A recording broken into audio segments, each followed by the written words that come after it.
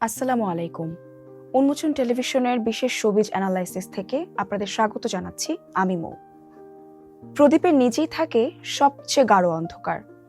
টিভির পর্দায় আমরা যে তারকাদের দেখি, যাদের হাসিমুখ আর রোমান্টিক অভিনয় দেখে আমরা মুগ্ধ হই, তাদের বাস্তব জীবনটা কি সত্যিই এতটা রঙিন, নাকি ক্যামেরার পেছনে গল্পগুলো লেখা হয় চরম প্রতারণা আর দীর্ঘশ্বাসের কালিতে? গত 28 ফেব্রুয়ারি শনিবার, যখন ছোট পর্দার জনপ্রিয় অভিনেতা জাহের আলভি নেপালের শুটিংয়ের কাজে ব্যস্ত, ঠিক তখনই ঢাকার মিরপুর ডিওএইচএস এর একটি ফ্ল্যাটে নেমে আসে এক অদ্ভুত নিস্তব্ধতা। উদ্ধার করা হয় তার স্ত্রী আফরা ইভনাত খান ইকরার নিথর দেহ। পুলিশের প্রাথমিক ধারণা এটি আত্মহত্যা। কিন্তু দর্শক, কেন একজন তরুণী স্ত্রী ভরা সংসারে এমন একটি ভয়ঙ্কর পথ বেছে নিলেন? এই মৃত্যুর পেছনে কি লুকিয়ে আছে কোনো তৃতীয় ব্যক্তির ছায়া? আজ আমরা খুঁজব সেই উত্তর।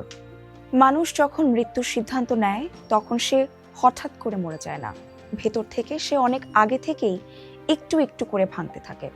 ইকরার মৃত্যুর পর তার ফেসবুকের টাইমলাইনে গেলেই সেই ভাঙনের সুর স্পষ্ট শোনা যায়। মৃত্যুর মাত্র 5 ঘন্টা আগে ইকরা সোশ্যাল মিডিয়ায় অ্যাক্টিভ ছিলেন। তিনি মাতৃত্বের এক তিক্ত অভিজ্ঞতার কথা লিখেছিলেন। এমনকি স্বামীর একটি পোস্টে তার সর্বশেষ রিপ্লাই বা কমেন্টটি ছিল এক অদ্ভুত আক্ষেপের সুরে। তিনি যেন বোঝাতে চেয়েছিলেন তার অনেক বড় কোনো ভুল হয়ে গেছে, আর সেই ভুল থেকে তিনি মুক্তি চান। কিসের সেই মুক্তি?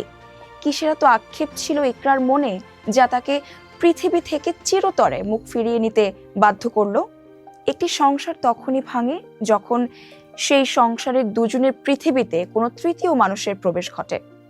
ইকরার মৃত্যুর পর শোবিজ অঙ্গন থেকে শুরু করে সোশ্যাল মিডিয়ায় সবখানে একটি নামই বারবার ঘুরে ফিরে আসছে, আর সেই নামটি হলো ছোট পর্দার অভিনেত্রী ইফফাত আরা তিথি।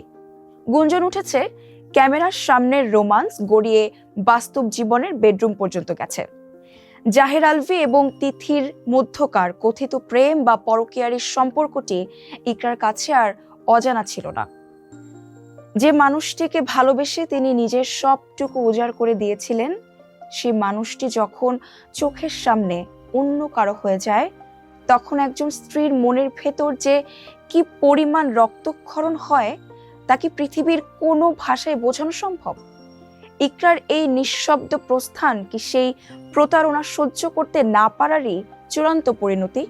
এই গুঞ্জনগুলো এখন আর শুধু শোবিজ পাড়ার ফিসফাস নয়, এটি এখন গড়িয়েছে আইনের আদালত পর্যন্ত। গত 1 মার্চ রবিবার ঢাকার পল্লবী থানায় ইকরার মামা শেখ তানভীর আহমেদ একটি মামলা দায়ের করেছেন, আর সেই মামলার প্রধান 2 আসামি করা হয়েছে খোদ অভিনেতা জাহের আলভি এবং অভিনেত্রী ইফফাত আরা তিথিকে। ইকরার পরিবারের দাবি, তিথির সঙ্গে আলভির অবৈধ সম্পর্কের জের ধরেই ইকরাকে মৃত্যুর পথে ঠেলে দেওয়া হয়েছে। একটি সাজানো সংসার কিভাবে পরকীয়ার বিষ বাষ্পে পুড়ে ছাই হয়ে গেল, এই মামলা যেন তারই এক জ্বলন্ত প্রমাণ। একটু চোখ বন্ধ করে ভাবুন তো ইকরার কথা। যেদিন সে প্রথম জানতে পারলো তার স্বামীর জীবনে অন্য কেউ আছে, সেদিন তার কেমন লেগেছিল? হয়তো সে অনেক আগেই বুঝেছিল, হয়তো অনেক কেঁদেছিল। কিন্তু মানুষ যখন নতুন কোনো মোহে আটকে যায়, তখন পুরনো মানুষের কান্না তার কাছে বিরক্তি মনে হয়। নেপালে যখন শুটিংয়ের নামে নতুন কোনো গল্পের প্লট তৈরি হচ্ছিল ঢাকার ফ্ল্যাটে, তখন ইকরা হয়তো একা বসে তার জীবনের হিসেব মেলাচ্ছিল। মানুষ যখন দেখে তার যাওয়ার আর কোনো জায়গা নেই, তার ভালোবাসার মানুষের কাছেই সে সবচেয়ে বড় অচেনা মানুষ হয়ে গেছে, তখনই সে ফ্যানের সাথে ঝোলানো সেই দড়িটাকে নিজের শেষ আশ্রয় ভেবে নেয়। ইকরা হয়তো মরে গিয়ে আলভি আর তিথিকে তাদের কাঙ্ক্ষিত মুক্তি দিয়ে গেল, কিন্তু এই মৃত্যুর দায় কি তারা এড়াতে পারবে? আমাদের সমাজের মানুষেরা সেলিব্রিটিদের জীবন নিয়ে আফসোস করি। আমরা ভাবি, আহা, ওদের জীবনটা কতই না সুন্দর।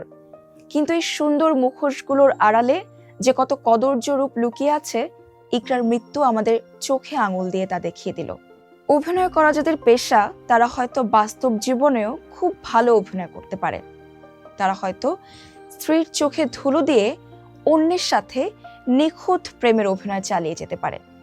কিন্তু এই সাময়িক মোহ আর নোংরা পরকীয়ার আগুনে যে একটি জলজ্যান্ত মানুষের প্রাণ চলে গেল, তার জবাব কে দেবে? এই লাশের গন্ধ কি তাদের নতুন জীবনকে কখনো শান্তিতে থাকতে দেবে? দর্শক, আইন তার নিজের গতিতে চলবে। পুলিশ তদন্ত করছে, হয়তো একদিন সত্যিটা বেরিয়ে আসবে। কিন্তু যে ইকরা পৃথিবী থেকে চলে গেল, সে আর কোনোদিন ফিরে আসবে না। আপনাদের কাছে আমার শুধু একটিই অনুরোধ, ভালোবাসা যদি ফুরিয়েই যায় তবে তাকে মুক্তি দিন, কিন্তু মিথ্যা আর প্রতারণার বেড়াজালে আটকে রেখে কাউকে মৃত্যুর দিকে ঠেলে দেবেন না। পরকীয়া কোনো রোমান্স নয়, এটি একটি নীরব খুন। উন্মোচন টেলিভিশনের এই বিশেষ শোবিজ অ্যানালাইসিস থেকে আমি মৌ আজ এখানেই বিদায় নিচ্ছি। বিশ্বাস আর ভালোবাসার সম্মান করতে শিখুন। সবাই ভালো থাকবেন। আল্লাহ হাফেজ।